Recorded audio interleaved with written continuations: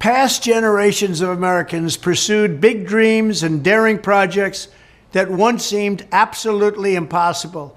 They pushed across an unsettled continent and built new cities in the wild frontier. They transformed American life with the interstate highway system. Magnificent it was. And they launched a vast network of satellites into orbit all around the earth. But today, our country has lost its boldness. Under my leadership, we will get it back in a very big way. If you look at just 3 years ago, what we were doing was unthinkable. How good it was, how great it was for our country. Our objective will be a quantum leap in the American standard of living. That's what will happen. Here are just a few of the ways we can do it. Almost 1/3 of the land mass of the United States is owned by the federal government, with just a very, very small portion of that land, just a fraction, 1/2 of 1%. Would you believe that? We should hold a contest to charter up to 10 new cities and award them to the best proposals for development. In other words, we'll actually build new cities in our country again. These freedom cities will reopen the frontier, reignite American imagination, and give hundreds of thousands of young people and other people, all hardworking families, a new shot at home ownership and, in fact, the American dream. Another big opportunity is in transportation. Dozens of major companies in the United States and China are racing to develop vertical takeoff and landing vehicles for families and individuals. Just as the United States led the automotive revolution in the last century, I want to ensure that America, not China, leads this revolution in air mobility. These breakthroughs can transform commerce, bring a giant infusion of wealth into rural America, and connect families and our country in new ways. Likewise, through our Strategic National Manufacturing Initiative, which is going to be very big and very, very successful, we will turn forgotten communities into hives of industry, producing the goods we will no longer import from China. We will also have a major initiative on lowering the cost of living with a special focus on lowering the cost of a new car and lowering the cost to build a single-family home. And they will be beautiful homes. And I will ask Congress to support baby bonuses for young parents to help launch a new baby boom. Finally, I'll challenge the governors of all 50 states to join me in a great modernization and beautification campaign, getting rid of ugly buildings, refurbishing our parks and our public spaces, making cities and towns more livable, ensuring a pristine environment, and building towering monuments to our true American heroes. Very importantly, I will also make sure all of these new places are safe. We love and cherish our police. They will do the job the way they have to. It is time to start talking about greatness for our country again. I will dramatically increase living standards and build a future that brings our country together through excitement, opportunity, and success. Thank you very much. Okay. Well, we're back. So we don't endorse this individual for president. No, yeah, we need to make that clear. Yeah. Right.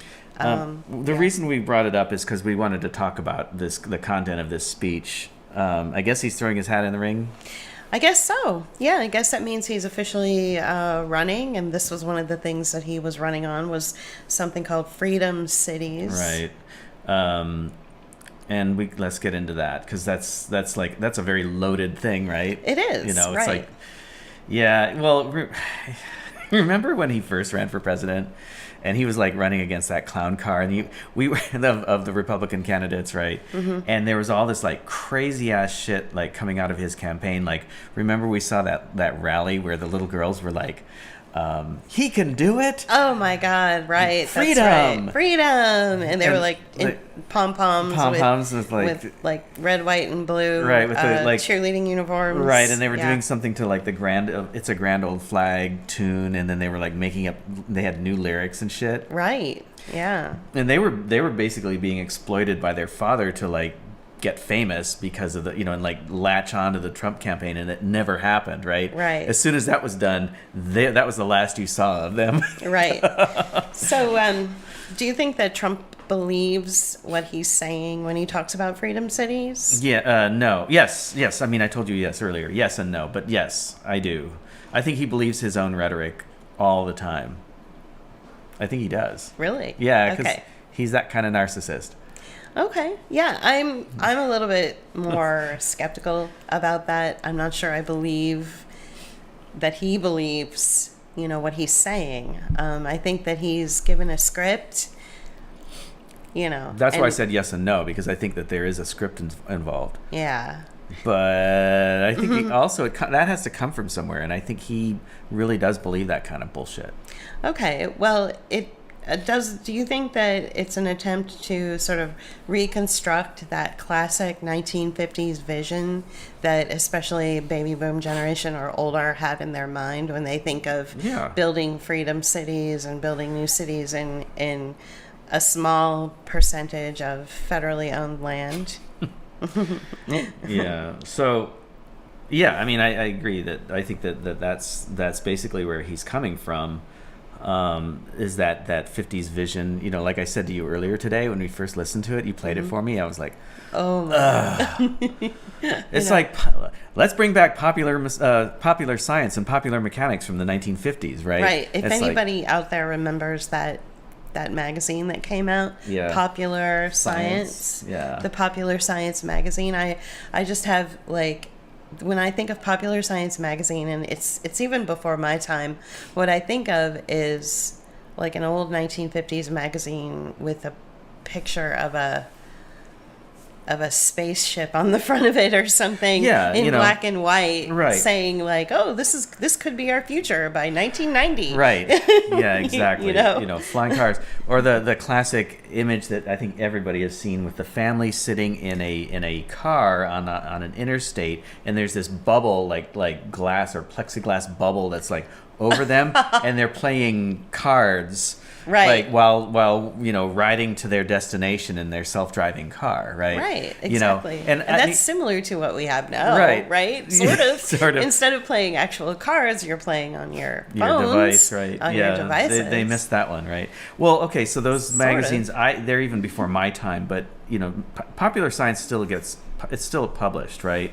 But it's a much different type of magazine. Back then, it was pure fantasy with some actual shit thrown in. Right. And like my brother and I got a hold of a couple episodes, a couple issues of Popular Science. I don't know where we found them. Maybe the library was getting rid of their shit. I don't know. From that era. Did you keep them? I think he has them. I don't know. We used to use them. We used to use them to Xerox, to photocopy for our band flyers. Okay. Because they had all kinds of great shit in them. I remember seeing those band flyers, sort of. Yeah. I still have some of those around. Yeah. Okay. And so they'd have some guy with an antenna on his head, and he was like, "I'm broadcasting from my," whatever bullshit, right? And it was amazing to look at this thing because it was like pure fantasy, and it was just joking around and people just having fun. It seems no, I think that they was actually took it seriously. They did. So, and the aesthetic was so strange. So what you're saying is that 3-minute opener, that 3-minute statement that he made, sort of brought to mind in your the visions that came into your mind were these visions of sort of this utopian 1950s America that was going to, move forward in science and technology. And, I think futurism is still really important to that generation. It really is. Because this is, I don't know if you remember this or not. You were still probably pretty young, but There was a magazine that came out in like, I don't know, around like 1979, 1980, and it was called Omni magazine. Oh, yeah. I think So I would have been your dad probably would have subscribed to it. He was an engineer. Probably. Yeah. You know? No, I remember Omni magazine. I was 8 years old. Right. So that was a continuation of that whole idea of futurism and, you know, what's coming for you know, humans. So this speech from Trump brought to mind all of that. Yeah. All of this sort of like classic old like progress moving forward, science, and yet staying true to what so many of us want to stay true to, which I think is a little bit of a fantasy, is that sort of utopian 1950s classic nuclear family experience. Because even in the speech, he talked about bringing back a baby boom. Right. So there are key words in that speech that are psychologically meant to reach out to people. He literally used the term, I'm going to bring back a baby boom. Yeah, a new baby boom. So he's doing one last, you know, grasp, one last effort to reach into the baby boom generation and say, come on guys, I need your old votes.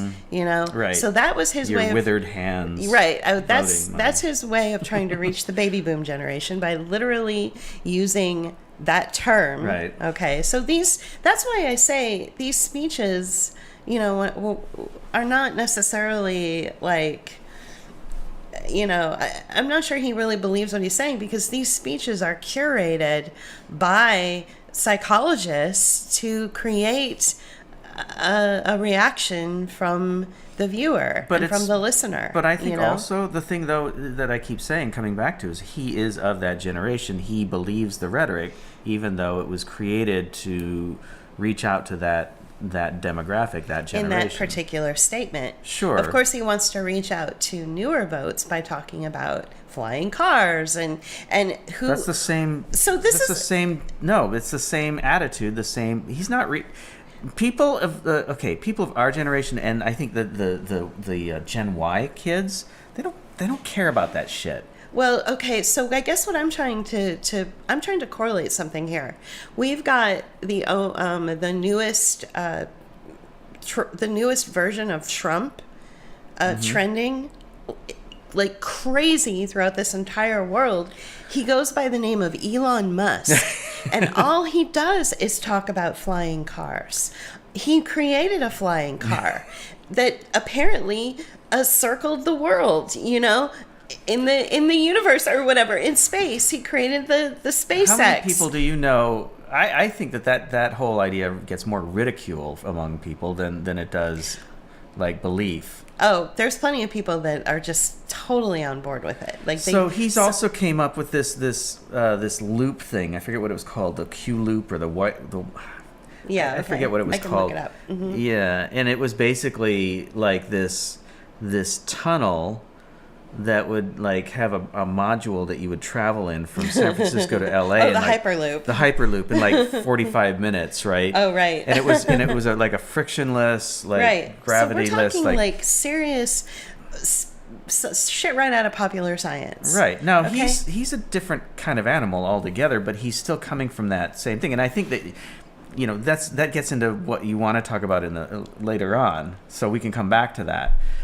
But he's equally like this sort of like visionary, like a lot of billionaires and CEOs are considered, right?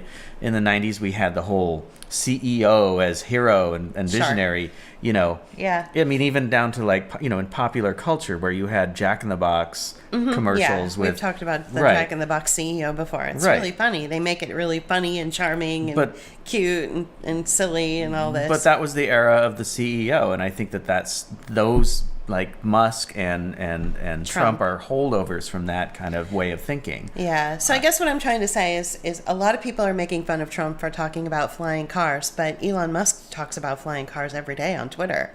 So I'm not sure why everybody's having such a negative reaction to Trump talking about it when you've got more people that are supportive of it because it comes from Elon Musk. Well, because it's Trump. Yeah, it's so hypocritical, right? Yeah, but it's also like he's basically dug his own grave in that respect, right? Because he's always been like a fucking like loudmouth schnook, right? He's Catskill comedian. yeah, Yeah. and like, that's coming out of like a 1940s, like, Warner Brothers cartoon, the loudmouth schnook. But what I'm saying is he's always been considered this kind of like deranged individual. I mean, going back to the 80s, there was a magazine called Spy Magazine, and they couldn't get enough of like making fun of Trump. Right. So, I think that's part of it too. Right. So it's part of it. I think, first of all, the speech itself was purely curated, and you add some of the language in there in order to reach a certain demographic, to capture the vote, the baby boomers, the people that are interested in this kind of technology, this kind of transportation and technology, whatever. So you've got these different demographics that it reaches to. But I think the real meat behind the speech, and I'm going to ask if you agree with me, is it really just an attempt to respond to what's been trending really hard, even in the New York Times and all over mainstream media, the idea of these globalized 15-minute neighborhoods and 15-minute cities? Yeah, I think that this is definitely a reaction to that. And here, and so here's the thing about both Trump's position and the UN sort of GDP, 15-minute city, whatever, green global initiatives, whatever, is that I'm against both, right? Yeah. And so on the UN side, you have conservation, right? And conservation has always been about rich people setting aside land for the sake of nature, but mostly so that poor people can't have it.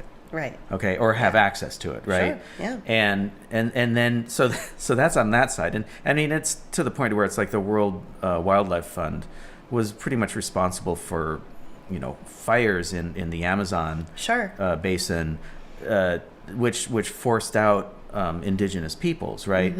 Because they want to protect the forest from the people. Okay, the people who've lived there all their lives. We've talked about that before.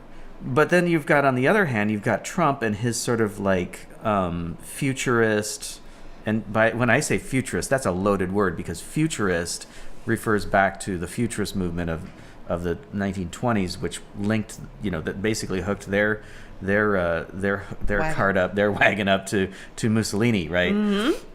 So futurist, and sort of this idea that or maybe not futurist, modernist. Okay. Idea, and going back to the 1950s of like, or before that, where he talks about the new frontier, right? The new frontier was a phrase used, and I'm all over the place a little bit, but I'll get to a point.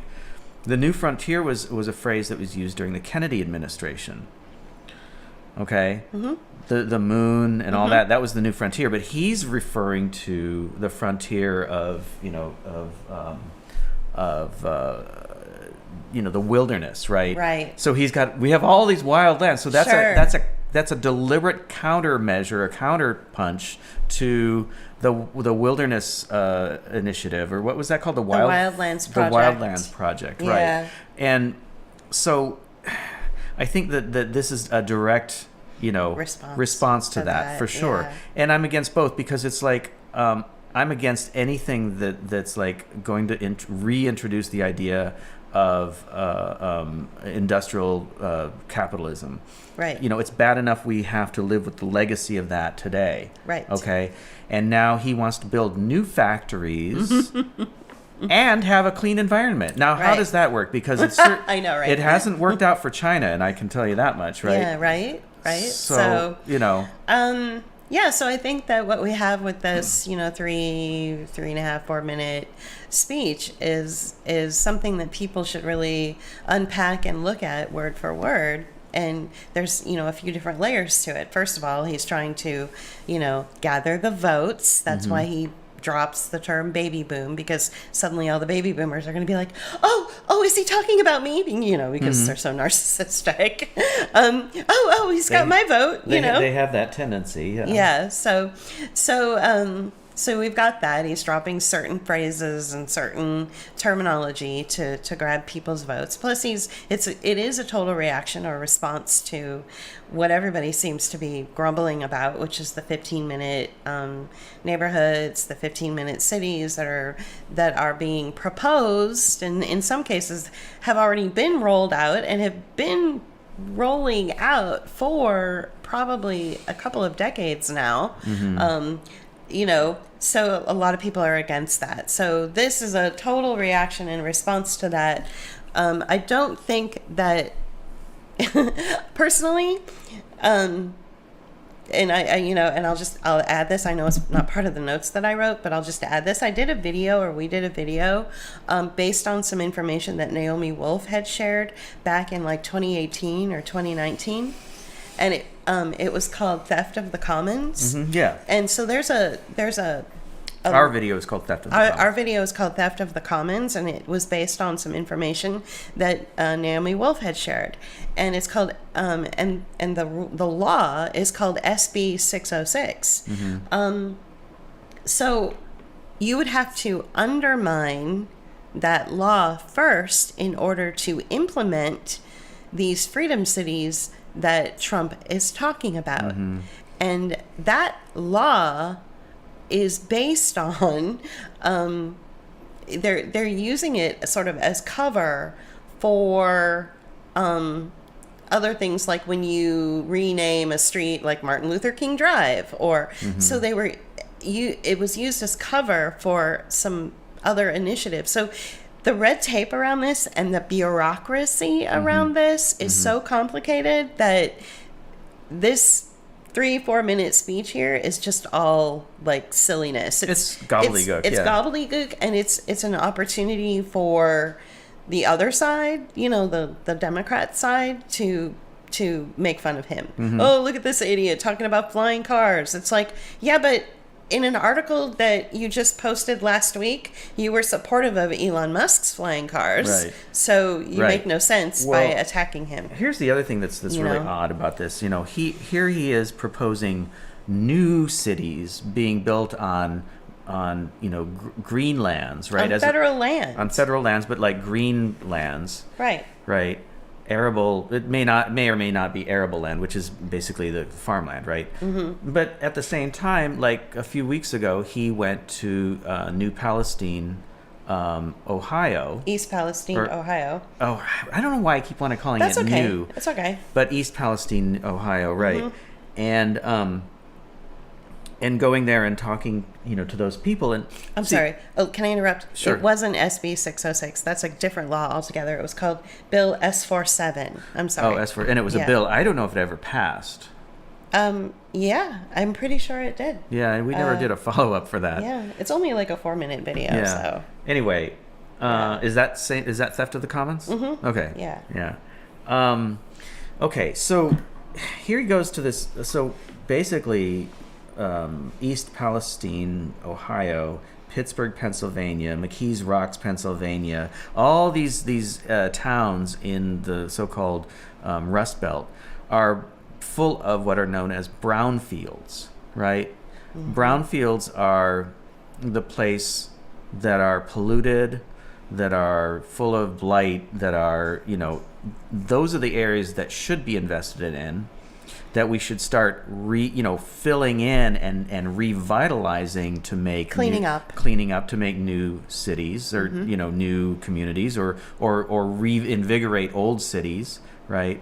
But that's not what he's talking about, and that's not what the 15-minute cities are about either. Although they are revitalizing old places, like Cleveland is a good example. That's like allegedly the first 15-minute city in the United States. Allegedly, right? Yeah. And when they say that, they mean new 15 minutes, because you and I have been living we lived in a 15-minute neighborhood for years. Right. Yeah, and I have friends that currently live in 15-minute neighborhoods in Chicago. Right. So, and these things, these things are beneficial, but they're more organic. They're more authentic. Whereas I think what the UN is prescribing is a lot less authentic, more authoritarian, and then more authoritarian. And what Trump is proposing is basically, America from the 19th century, really, not America of the 1950s even. Right. We're going forward and we're moving ahead. It's like that image that we used at the end of one of our videos where you had this scantily clad woman holding a book under one arm that said education, and then she's like bringing along electrical lines or telegraph lines, and a train is following her, and was that stagecoaches. Was that the end of Expulsion? I think it was the end of Expulsion. Yeah. So that's actually a and it's a famous image, right? It's what is the term for that? Oh yeah. Yeah. There's a term that image describes. I can't think of the term. Something. Yes, there is a term in American history, and it's like exceptionalism, but it's not that. It's like manifest destiny. Yes, that's it. Yeah. Manifest destiny. So yes, you're right. That speech that Trump gave really does bring to mind that image, that artistic interpretation of the term manifest destiny, right? Which is complete bullshit. Not a good thing. Right. So that's really interesting.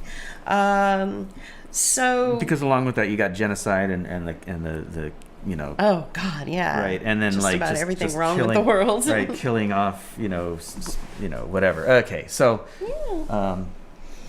anyway, sorry, go on. Kitty cat. I think Kitty Cat wants out. Do you want to let her out? I can let her out. Yeah. Okay.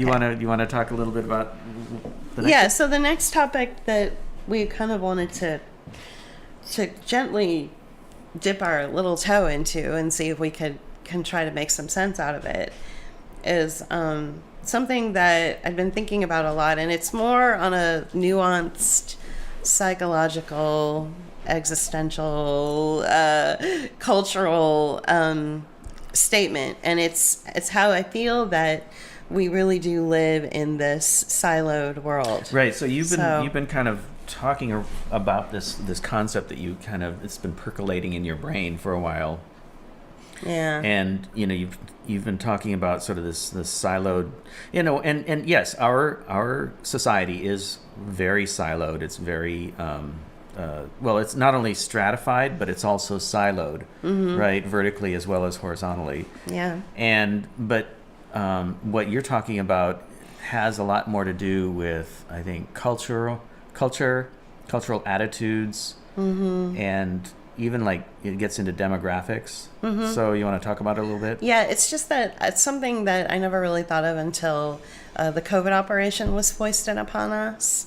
And suddenly it became very clear to me that not only was it I'm thinking binary might be the right term, where you had those that believed and then those that didn't. Yeah.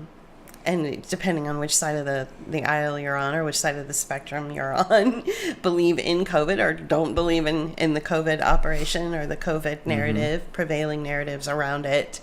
But it became even more siloed than that for me, because we live in a neighborhood of deep poverty, and I noticed that regular day-to-day conversations among those that live around us, who are anywhere from, recent prison recently released prisoners who maybe are still wearing ankle monitors, to people coming off of drug addiction, to just your average working class person who has to work 2 or 3 jobs to make ends meet.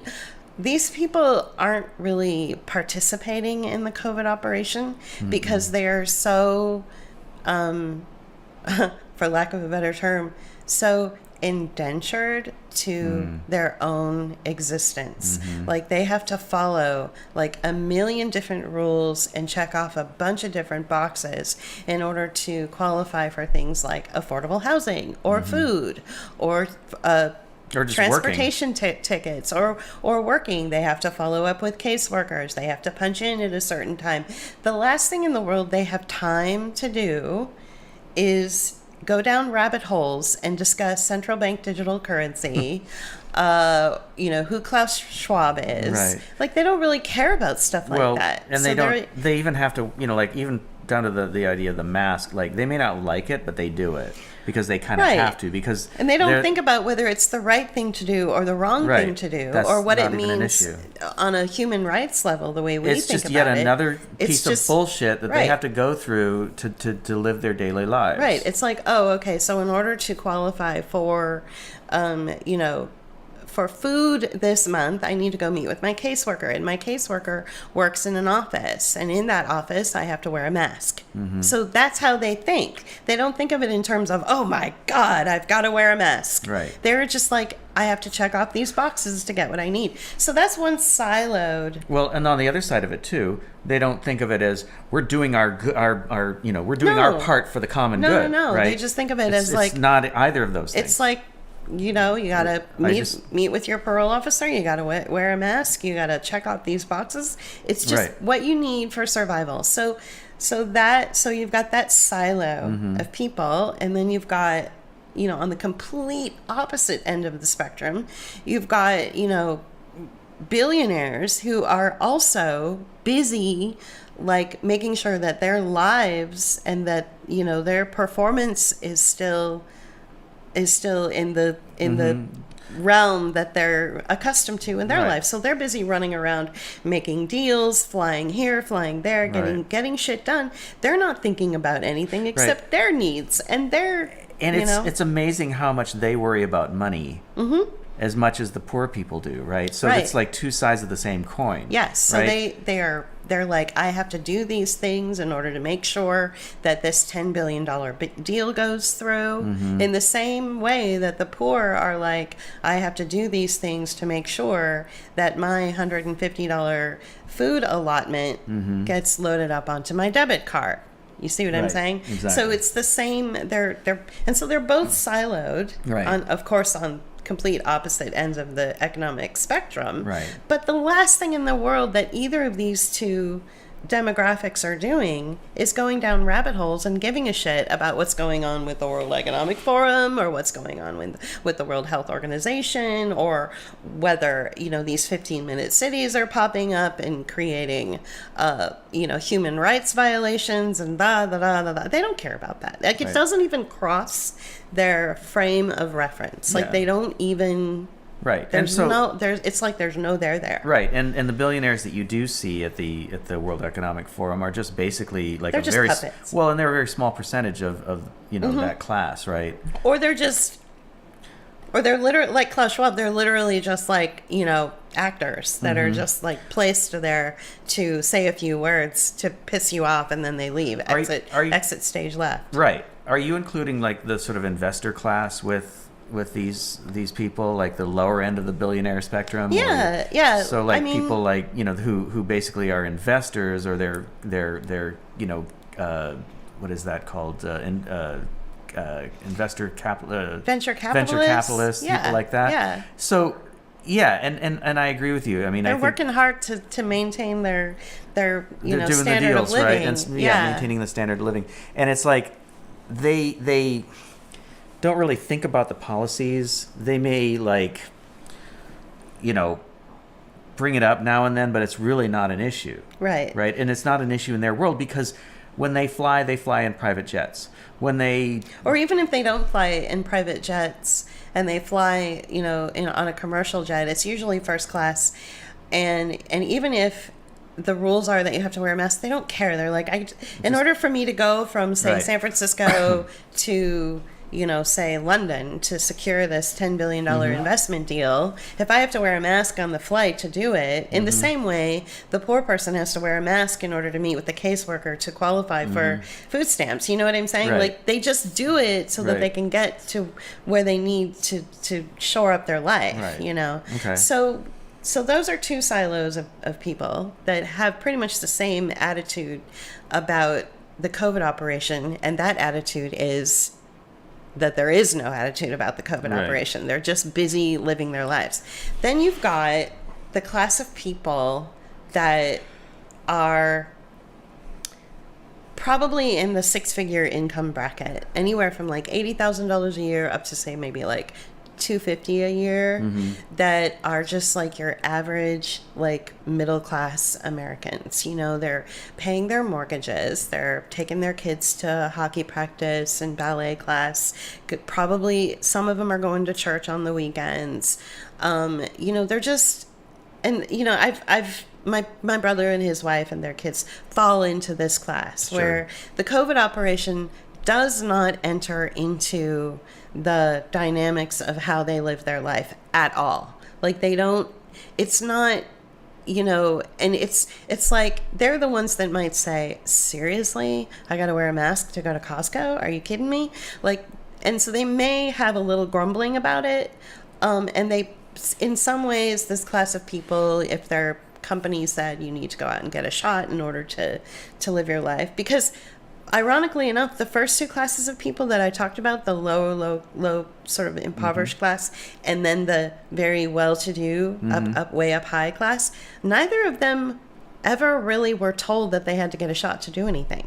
Well, you know? I know, and it's weird because it's like there was all this rhetoric around, oh, but we need to make sure that, you know, the poor people and you know, the whole Black Lives Matter thing, like, raised this up. Like, we need to make sure that people of color and people in marginalized communities, especially black communities, need to be first in line for the shot. And they'd make a big, you know, kerfuffle about it, but it didn't really happen. Right. So you know? So I mean, it happened, but not quite as to the level that, you know, we may have, that was happening in the rest of the society, right? Right. So the demographic of people that they're working in the corporate sector, they earn, you know, in various corporate sectors, whether it's a military corporate sector, kind of like my brother, or whether it's, you know, they work for insurance companies, or whether they work for tech, or they work for big, you know, medical complexes and are working. Well, basically the people that I work with. Yeah, right? so just 6-figure income-ish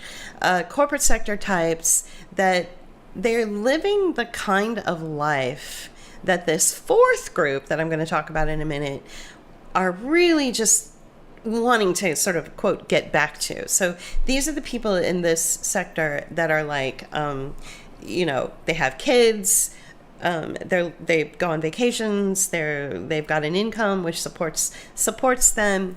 But it just so happens, you know, and we discovered this through listening to Edward Dowd and the Society of Actuaries, and so we did a couple of videos about it called The Reason and then The Reason Redux, is that sector of people were the most affected by death and disability because their companies at some point or other were mandating that they take the COVID shot. Okay, but in general, that particular sector still continue to live their life without really going down rabbit holes in the COVID operation, right? Now, this fourth sector of people, this fourth siloed of people spend a lot of time online. They spend a lot of time going down rabbit holes and getting into squabbles and arguments about the originations of COVID. Their whole entire world seems to be like, they seem to be immersed into this world of like, oh my God, central bank digital currency. Oh my God, 15-minute cities. Oh my God, the COVID operation, this, that, and the other. And I've noticed just through my personal anecdotal experience of interacting with these people on social media, is that most of them maybe are retired. So so they have a lot more time to spend online and do this research. They are, or they're on disability, or, you know, earning some kind of benefits. So they have a lot more time on their hands, in other words, for whatever reason, to really focus on the intricacies and the rabbit holes that are around this entire COVID operation. And so I don't fit into any of those silos. We've kind of been on the edges of right, so at one point we were on the edge between. We walk in between each silo, except we're not in the billionaire class. Right, of course. So at one point we were on the edge between this fourth silo that you're talking about and the you know, the poor people, right? Because I was driving a school bus and making, you know, less than minimum wage at that point, and and we were living in this neighborhood then too, with our neighbors who, work a number of jobs. The only reason that I didn't work more than that, shitty job was because we didn't have to pay rent or pay a mortgage, right? Mm-hmm. We owned the place outright because it was so fucking cheap in the first place. And, but we had other bills to pay, and we ended up getting on, EBT, for food stamps. We ended up getting, money from third-party or nonprofit organizations to help with our heating bill, and that was only like 1 year out of our last 5 years. But we were on that edge, right? Right. And there's no shame in that. No, and that was right before COVID happened. Right. Mm-hmm. Then now we're on that other edge, right? So I'm working back in the professional sector around a bunch of corporate people. If I talked about any of this stuff with those people, any of the things that we know about, the things that we've talked about, the things that people who follow us talk about, if I talked about any of those things, okay, they'd think that I was from another planet called Conspiracy, or something, right? They would think I was insane. I never bring it up because even if people in that area do think about those things, it's never mentioned. And I have to tell you that the attitude and the sort of I've met people who are so banal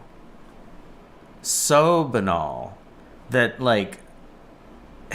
it's like talking to wallpaper, right? Right. Or you go to the other end and they're a lot more interesting, and Sure. they have a lot more fun, and they're total nerds about say Star Wars or movies or whatever it is they're into, right? So you've got that spectrum of people who have total hobbies, and then other people that are just and Yeah. and so, but you would never ever hear any of this No.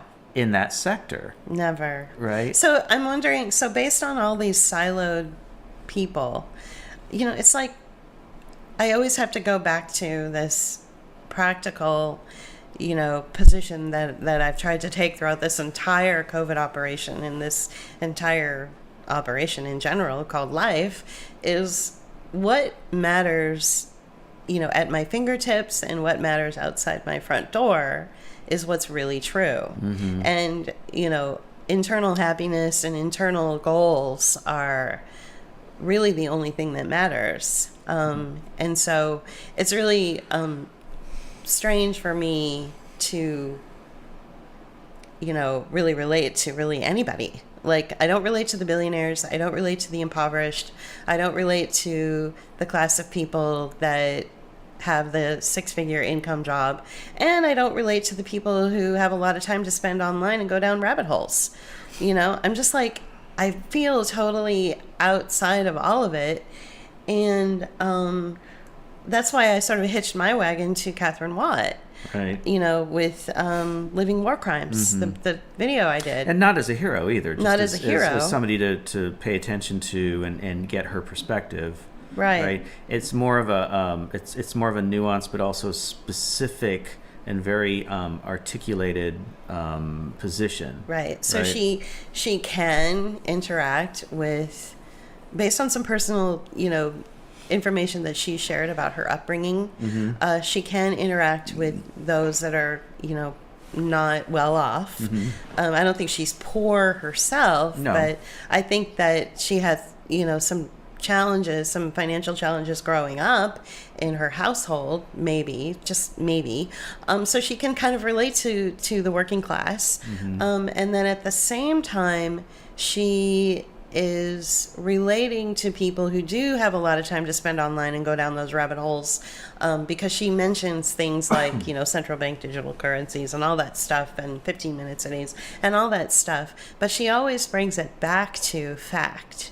And the fact is that she goes over patents and numbers and dates and lawsuits and laws that are made and then laws that are broken. And so these are things that I feel you can stand on firm ground. They're not, it's not convoluted and gibberishy and hard to understand. I mean, you simply go to the government's, pages, and right. you can Their find own the law websites, yeah. that you can find the law that she's talking about. And so she makes a very clear, makes her position very clear about, where we are in relation to like where we should be, right? Right. So, well, and so that's yeah, easier for me to sort of relate to than just there's so much conspiracy and there's so much emotion and so much fear and so much, people spinning out and going absolutely like they're losing their mind over something when right outside your front door there's no evidence of it. Right. Well, I think that what I talked about before is first of all, because of capitalism, we are forced into these silos, right? We are forced into these situations where people who have to work, and it doesn't matter if they're working class or if they're professionals, they don't have time to pay attention to what's going on in the world, whether it's outside their door or whether it's some initiative going on in the government that's taking place that could really affect them. And instead they're only paying attention to the rhetoric and the bullshit, like what we started this program with, right? And it would either be for Team Red or Team Blue, right?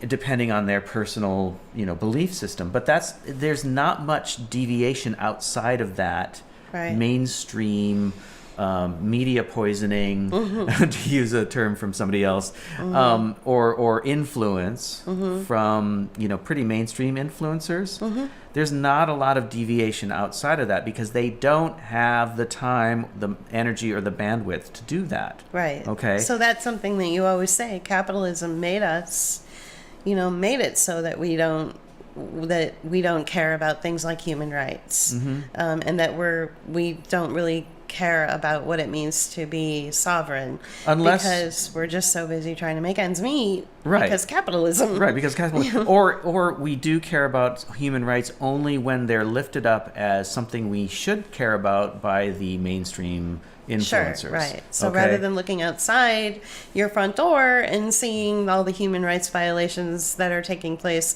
like for instance, in the community we currently live in, I could list hundreds of human rights violations that I have to deal with every single day, just walking outside my front door to go take the bus. Right. And you're also dealing with, But I'm not supposed to care about that. Right.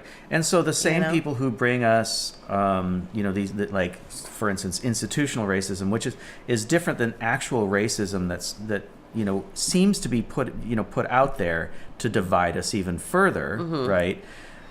It's the agencies, it's the state, it's these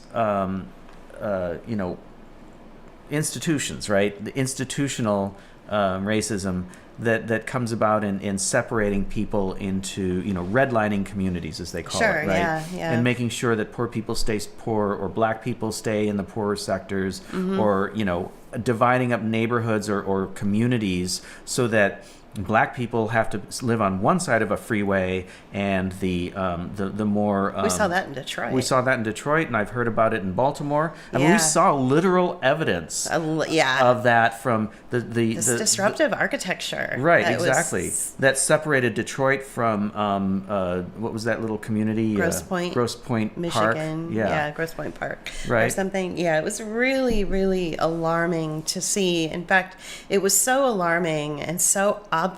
They started playing some bland 1970s top 40 music on the speakers. On loudspeakers on a street. Right. Yeah. And that was really disarming to hear. It was weird because it was like, is this a street of small businesses, or is this a mall? It was the most, and it was so offensive. We couldn't get out of there fast enough. Right. It was offensive. It was there to prevent those people from the Detroit side from wandering into our side and disrupting our way not of life. our, Not but our personal. I'm speaking from the people who from the perspective of the people that live there, Right. and are just like, so this is like institutional racism Right. that you're talking about, where even if you went to these people and you were like, look, everything about your way of life and everything about what you do, and this disruptive architecture, not to mention the sound pollution that you're exhibiting on these loudspeakers on a public street, all of this is racist in nature. They'd be like, we're not racist. right. You know? And it's like, but you're but you are. But you are, and you live in a situation that promotes a racist attitude. Yeah, so right? it's very so I think a lot of people need,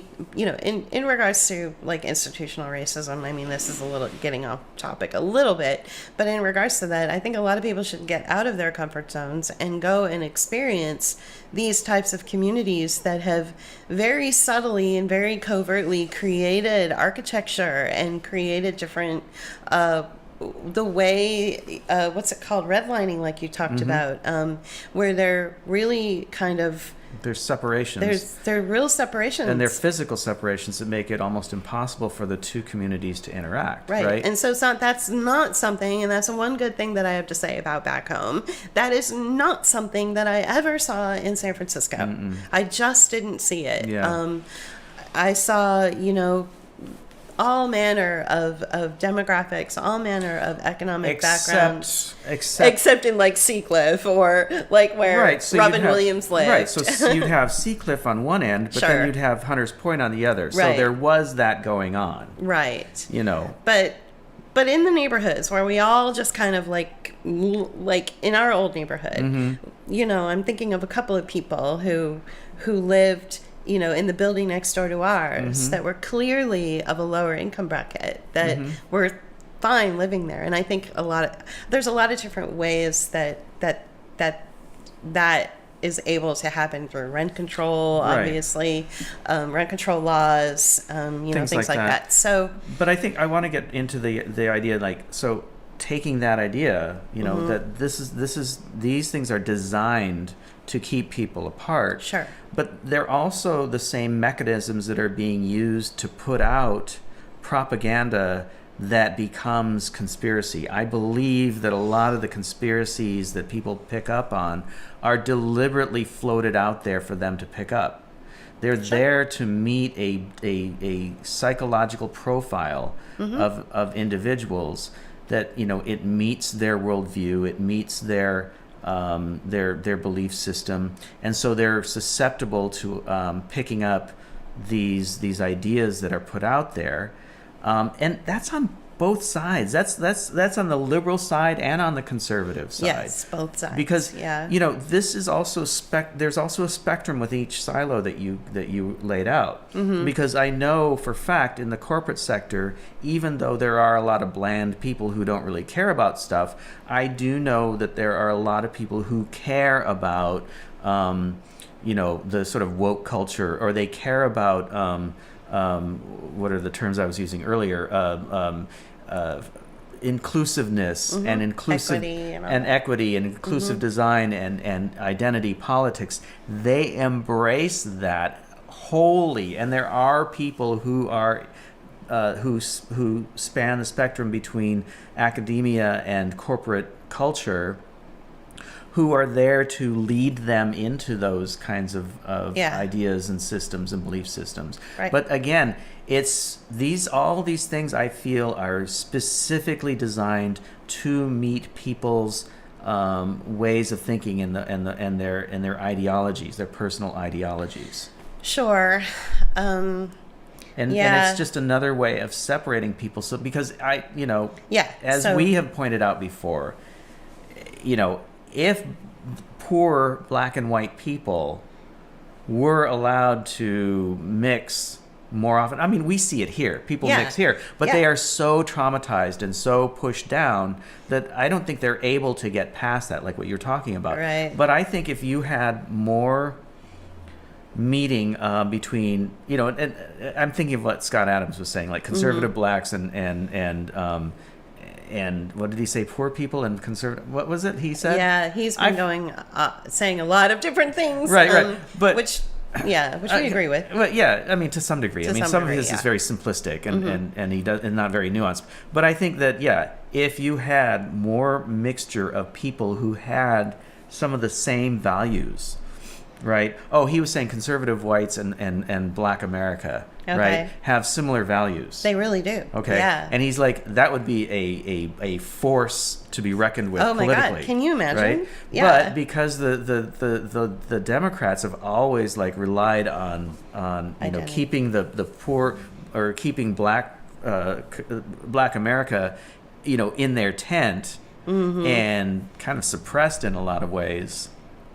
And oppressed, that they don't reach beyond their ability, right? And or they don't reach out beyond their worldview, their circumstances, to say, we could have a better life if we thought about things in a different way. Sure. And so when you have those separations, when you have those silos, it keeps people apart and it keeps them from disrupting the status quo. Yeah. Well, I think that in terms of, this racial bias that has been indoctrinated into American consciousness for all these decades, that's an interesting take on silos, on the silo conversation. Right. I'm talking more about are the people who live on social media and seem to have a lot of time on their hands to go down these rabbit holes, are those rabbit holes created by algorithms? Are they created by bad actors? I think so. To keep people from actually doing the very thing you're talking about, which is to break out of that culture and do something beneficial for life in general. It's really feeling it's really because the people that are in the demographic that have couple of incomes maybe that are paying mortgages and they're super busy and they've got bunches of kids or maybe they don't have kids but they're still really busy and they're cultured and they're working. They're actually living the kind of life that the rabbit hole social media types are constantly wishing that they could get back to. And it's but it's happening right here. There's people that are getting together and having picnics with the neighborhood anyway, and they all have jobs and they don't talk about the COVID operation and they don't talk about CBDCs, and they're all different races and all different backgrounds, whatever.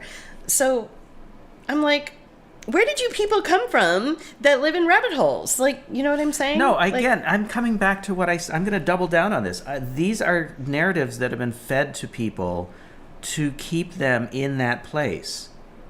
Now, some of that is starting to crack because I feel that, with some other talk that's been going on there about, getting together alternative communities, this idea that you mentioned to me, this ascension idea. That's a term that seems to be trending a lot in and I feel social that media. People are getting tired of the rabbit holes and they're finding their own communities, whether that's a religious community that helps support maybe some more of those biases or it's a more healthier it's a healthier kind of way of getting out. I feel like this is cracking a little bit and people are starting to branch out a little bit, that there's maybe some light through the cracks that are coming through. You're absolutely right. You're probably right, because I'm seeing the rabbit hole social media types starting to share less about what the COVID operation is about and what the latest fear thing fear is. Porn is, and rather posting about look at this latest cake I decorated, which seems really banal, but it's not, because it shows me that rather than spending time on social media adopting a fear narrative, they've replaced that time with decorating a cake which I'm like, fine, do that. Yeah, you know? yeah, or You know, get out in nature and so I'm I'm a anthropologist. I'm busy, like, I'll admit that I'm busy looking at, year 2000 connections, or my 200 or 300 connections, and seeing, and then I'm taking notes on, the percentage of people that are going down rabbit holes and creating more fear language, and then,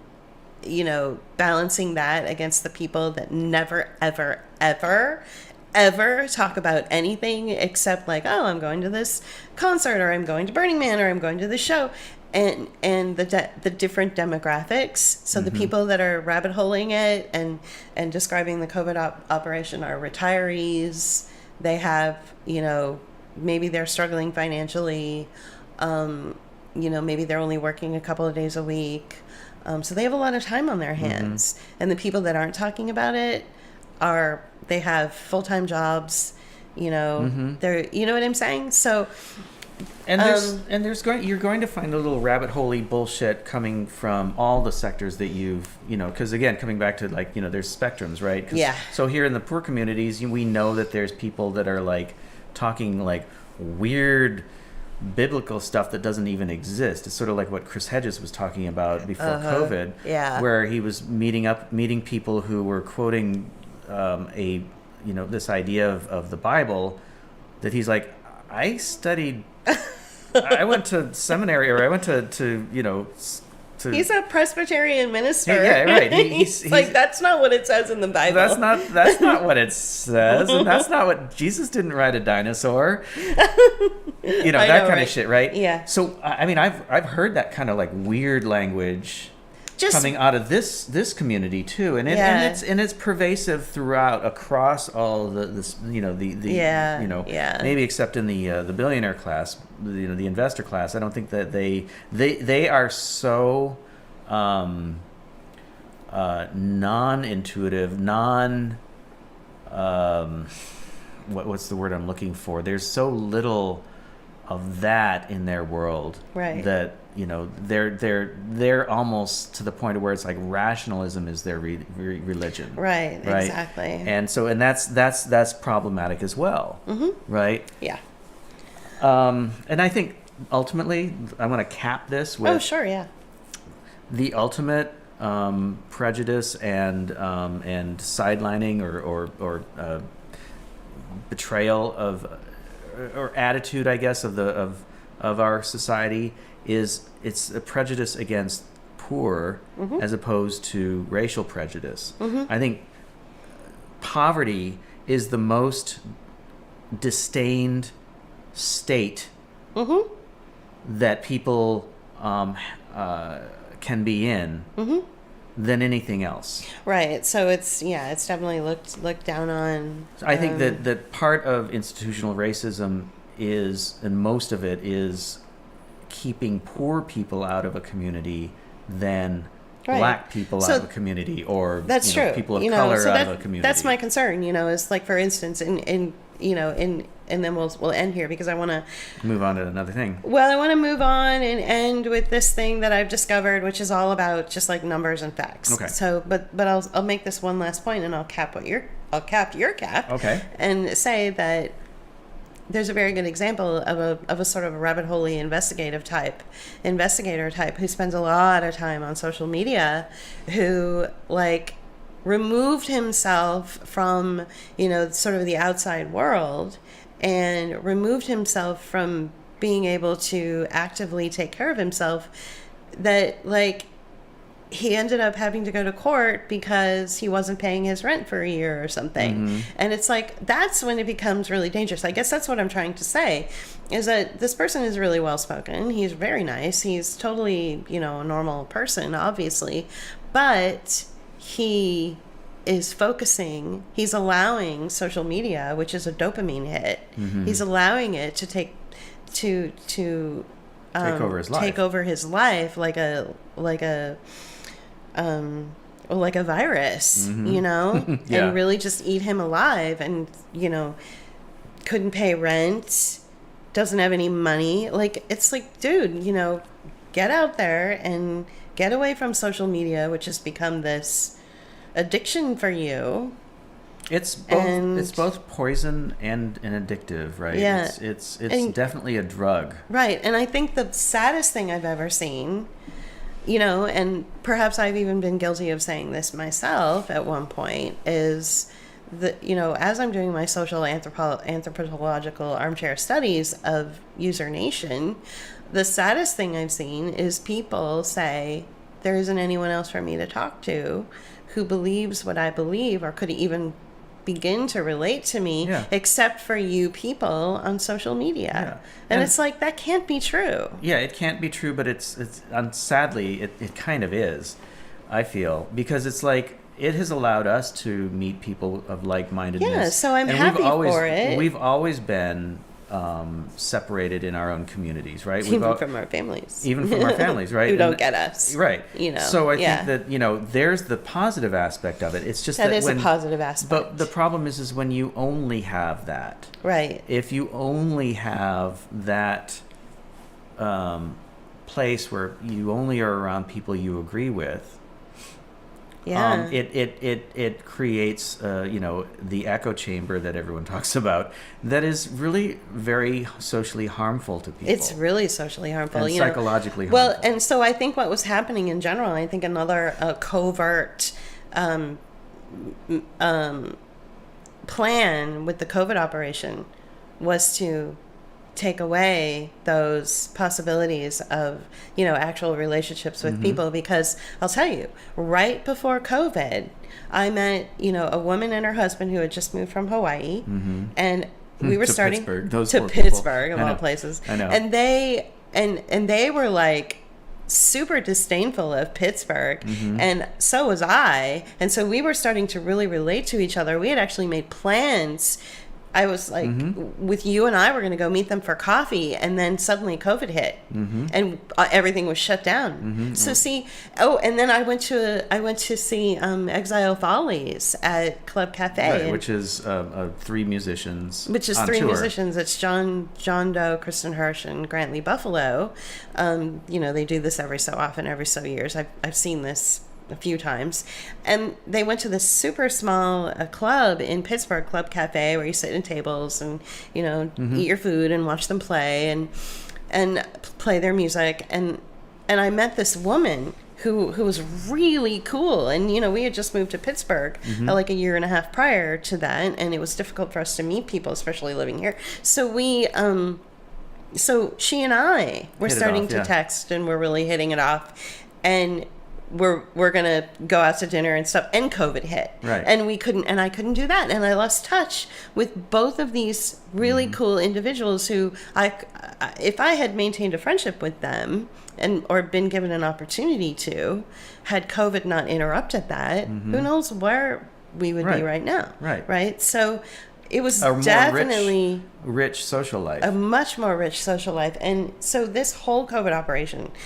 Not only was it meant to do, the economic reset, and then of course, to destroy and disable lives, human life, and also, a rights grab and all this stuff, but just the financialization of human life, and the financialization of human life and all this. But it was also just this really sort of subtle interruption of these organic.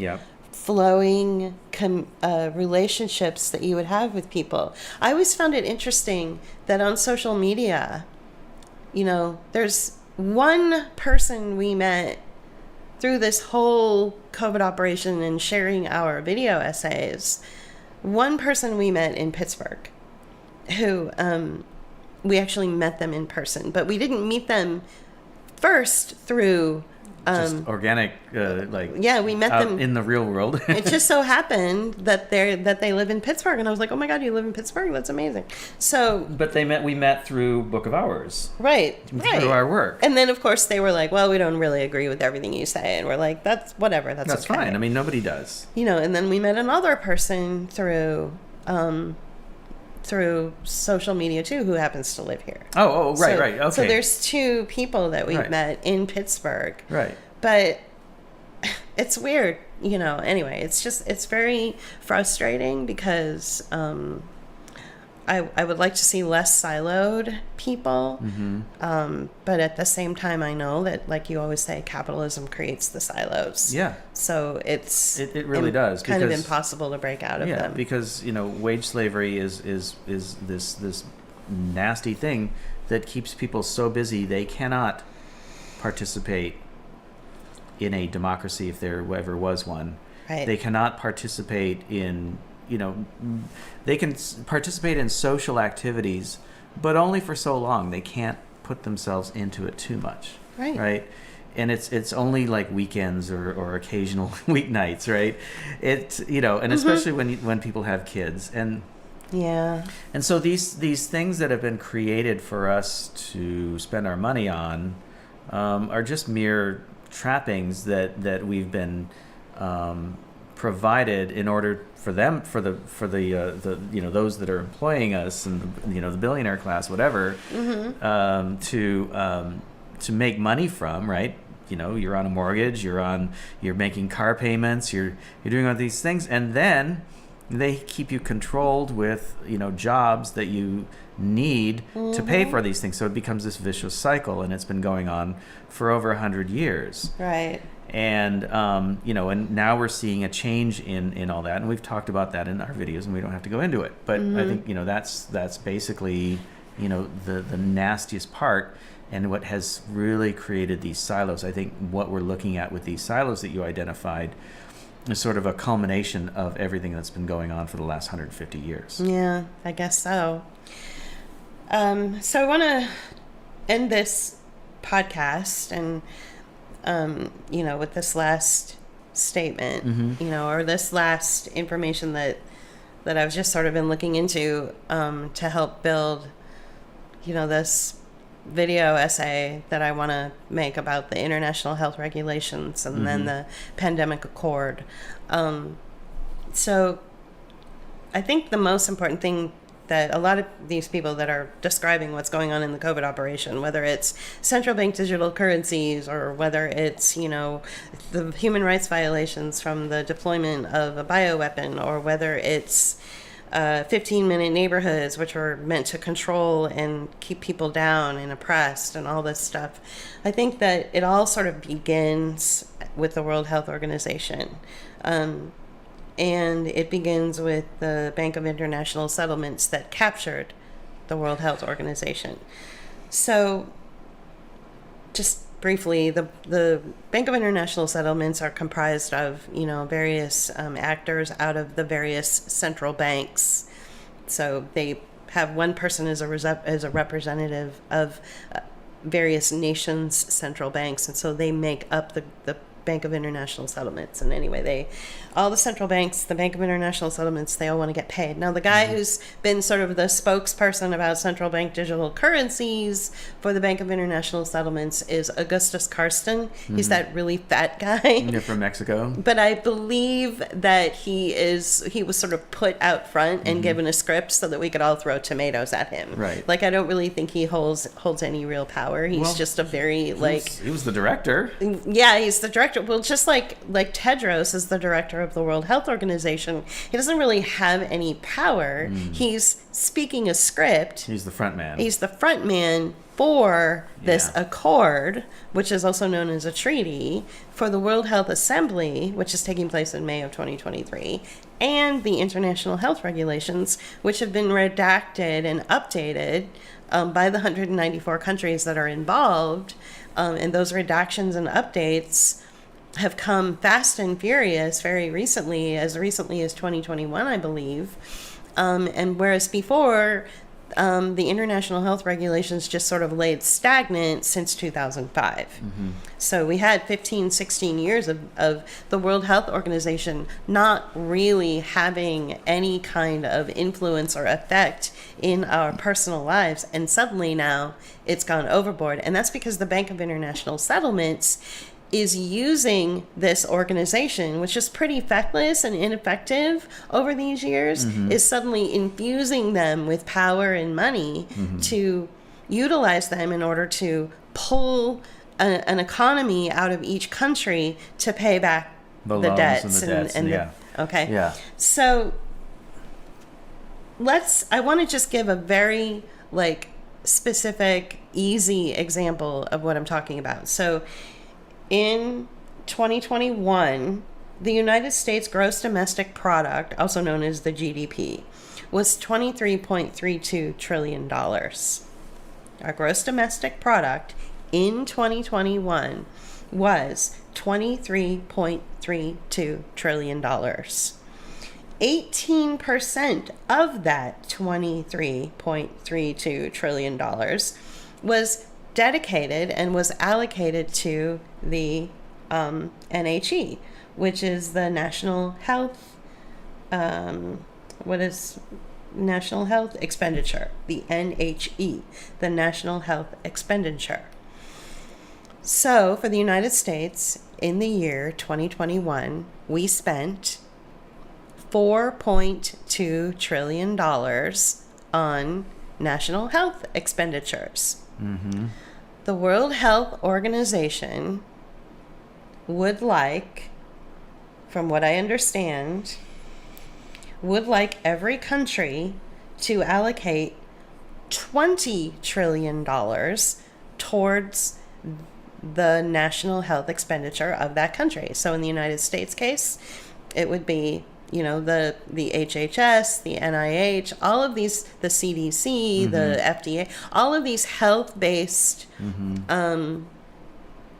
platforms, which are under the Health and Human Services, which answer directly to the World Health Organization, all of these would have to include, by 2020, a national health expenditure of $20 trillion. So here we are. If we use this as an example, which is very clear to find on, all you have to do is type in what is our, gross domestic product, Right. and how much of that did we pay towards health. Mm-hmm. It gives you the answer right there. And so in 2021, we paid $4.2 trillion towards national health expenditures. Mm-hmm. By 2030, the goal is that we pay $20 trillion. And what was our GDP in 2021? And our GDP, our total gross domestic product in 2021 was $23 trillion. So what I'm trying to say is that this is only $3 trillion difference. It's only a $3 trillion difference. And how are we going to go from a $4.2 trillion national health expenditure in 2021 and then 9 years later make it $20 trillion? Mm-hmm. Okay. So this should give you an idea of the rehoming and the reframing of our gross domestic product. Mm-hmm. It will be completely absorbed into a health paradigm. Like I always said from the very, very, very beginning of this entire COVID operation, I had said over and over again to brick walls, apparently, and deaf ears, because nobody's talking about it, is if you want to know what your life is going to be like, all you have to do is talk to a disabled person. A disabled person who is classified as disabled receives a monthly income, income. a monthly stipend. Sorry, a monthly stipend.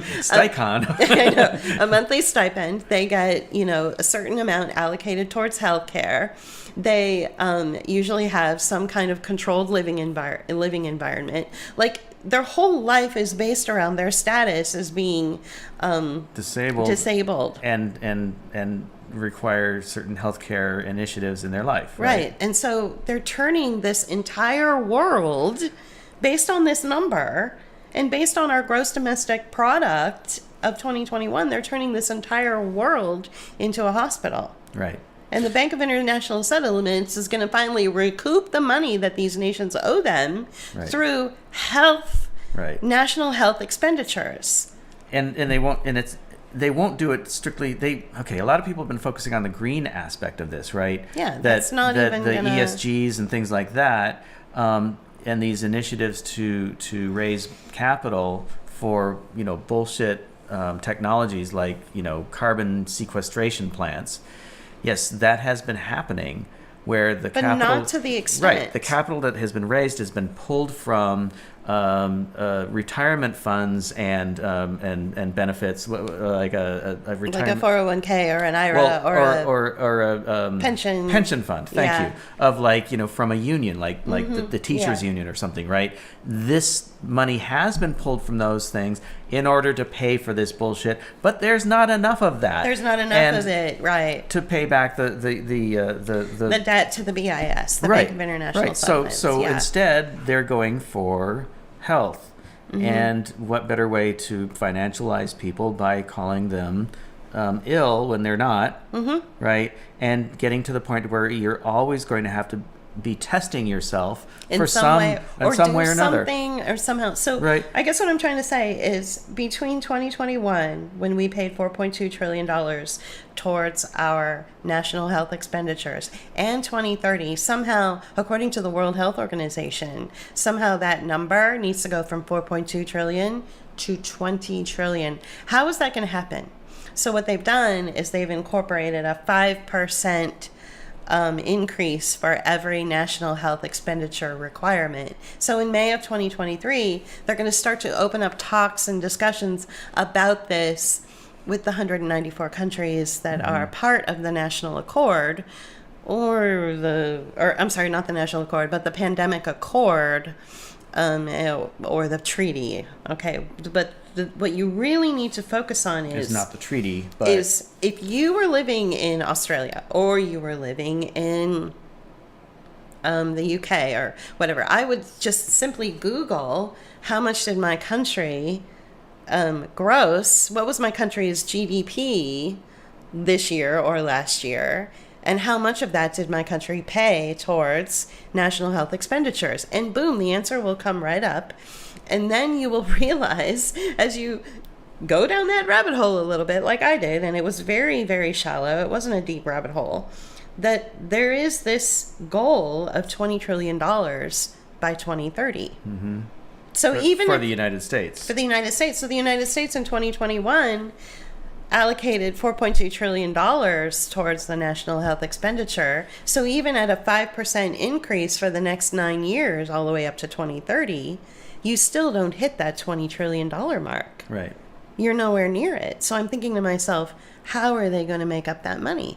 When our gross domestic product was hovering around 20 trillion, it's like, oh, they'll just absorb everything. That's what the that's what the Defense Production Act was all about. That's why the deployment of the Stafford Act. That's why all the stuff that Catherine Watt talks about is so important, because what it does is it rehomes where your money is made and how it's made. It rehomes it into your national health expenditure. Right.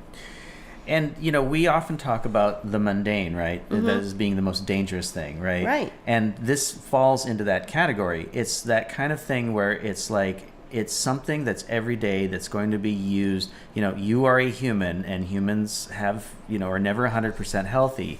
Well, since that's the case, we're going to have to start, basically, in other words, they're going to have to start taxing your health, right? Money will be made from whether you're considered healthy or not, and who's to say what that is. Well, we have these devices that test you for that, and we'll say what that is. Right. And we'll make the money from your,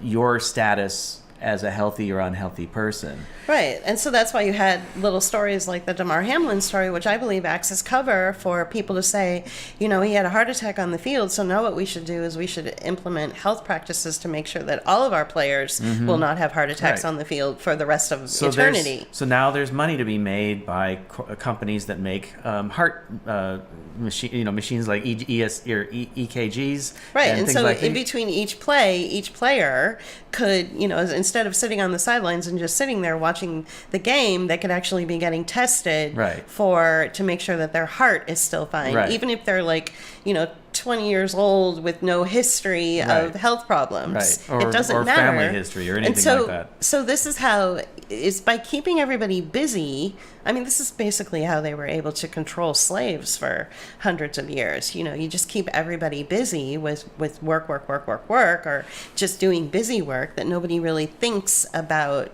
who's profiting from it, and how the time and energy that it takes to fall prey to these national health expenditures, which are as anywhere from a vaccine to wearing a cute little mask for the daycare center, like whatever it is, it's all pantomime, it's all theater to justify that $20 trillion goal that they have for 2030. Well, I'm gonna ask the audience. It's like, how do you know this is happening? Well, look at your community and see how the healthcare industry has grown. Is it obvious or is it not so obvious? Right. And that will give you the answer for your community in terms of like where this thing is going. But I have a feeling that this is all going to increase no matter where you live. When we lived in San Francisco, it was harder to see, even though the medical industrial complex was huge. It was big there. Yeah, you have right? UCSF, you have Stanford, you have, Kaiser. Yeah, you've got these huge medical conglomerates. You've got John Muir, you have Sutter Health, right, and Bay Health. And so there's a lot of these different organizations, and they're just growing in size. But that was also... It was balanced against Silicon Valley, right, and banking, because banking and finance is very big in San Francisco. So then you had all these industries, and then the tourist industry. So you had a lot of different industries to buffer you from realizing that was a huge thing. Boom, we moved to Pittsburgh. And there's no buffer. There's no buffer. It's all about health. It's all health. All of it. The whole entire city is just ensconced in the health industrial complex. Right, like, because it went from the steel industry and dirty industries, that were literal industries, right, to the healthcare industry. So what happened, what's it called when a community or an individual is made to expel all of their energy into creating this $20 trillion goal, into helping to make this $20 trillion goal that the World Health Organization has set out for everyone? That's basically cannibalizing individuals, cannibalizing your football players to play act this idea that they need to have constant health upgrades and constant health updates. Cannibalizing your poor community to say, you won't qualify for your stipend, your monthly stipend if you don't meet these health regulations or health. Right. You were going to say it. I'm sorry. No. It's the same thing with the disabled community too. Cannibalizing them. So this is I use this term a lot for a lot of different reasons, but this is really what's happening, is the human industrial complex. It's a human industrial complex where human beings' lives are creating industry to justify that $20 trillion goal. If you've ever worked in retail, you know that there's always a goal to be met, and the goal is always more than what it was last month. So if this month's goal was to sell, $10,000 worth of hand cream, next month's goal is to sell $11,000. Right. So the goal is to always make it more, and so you have to do all sorts of different things in order to make that goal. Right. Well, and so this is my final thought on this whole thing, because we're coming up on the 90-minute mark and towards the end of the show, is that slavery has never gone away, and that we talk about this a lot, and I've said it before, but I'm going to say it again because it fits in with what we're talking about here. Before, when there was chattel slavery, before the Civil War, you had people owning people, and they housed them, they fed them, they took care of their health needs, and these people just worked. Now they want you to work. So with wage slavery, you worked, they paid you money, but you had to house yourself. You had to take care of your food. You had to take care of your health. And even if the factory that you were working in made it really hard for you to take care of your health because it would, chop off your arm or mangle you in some way, or the materials or whatever would make you sick. Right. You still were responsible for that. Now it's going even further, like all that, plus now you have to monitor your health and make sure that you meet a certain criteria in order to be considered healthy. Right. So, and that will never happen because they have it, it's gamed, right? It is gamed, right. What you're describing is something that, I used as an intro for this little 11-minute video that YouTube recently took down. And the intro that I used was actually from a Marxist, believe it or not. And he said, there is no dignity in obedience. Mm-hmm. What you've just described is this lack of dignity. That's Bertolt Brecht. Right. So he was quoting Bertolt Brecht. Right. So this $20 trillion goal for 2030 is a removal of dignity from the human experience. Mm-hmm. And, go back and watch Norma Ray with Sally Field holding up the sign at the at the plant where these women had no rights. Go back and look at movies or read books or read stories about how people were able to announce to their owners, you can't do this to me. Mm-hmm. They didn't necessarily do it for money. They did it because what they were doing was beneath them as a human being. Mm-hmm. You're losing your dignity through all of this process and this $20 trillion goal by 2030 for the human race. Sure, yeah, there's the whole Bank of International Settlements that wants to get paid back. But what it really truly is a reframing and a identification of what it means to be human. Mm-hmm. They want to take away the dignity aspect of what it means to be a human being, and they want to. You've got to fight it. You've got to stand up and shake your fist at them and say, no, I'm a human being and I live in dignity and I want respect. Yeah, exactly. So, all right, lofty goals, but we have to. Here's the last thought that last thought. You have to be able to identify the problem before you can solve it. And this is the problem. And it's being created in such an underhanded and secretive way. And it's done in such a banal, the everyday, right? The mundane. Mm-hmm. It's being done in such a mundane way that you don't even recognize it for what it is. And so we all need to recognize that this crap that's going on in the governments, in these international bank settlement, banks, these central banks, and all these organizations via the UN are set up to hurt all of us internationally as people. The human being is the product now, and the means of making money. Right. When you're both, it's really difficult. It's very covert. It's very subtle. And so we have to understand. We have to be able to identify the problem before we can fix it.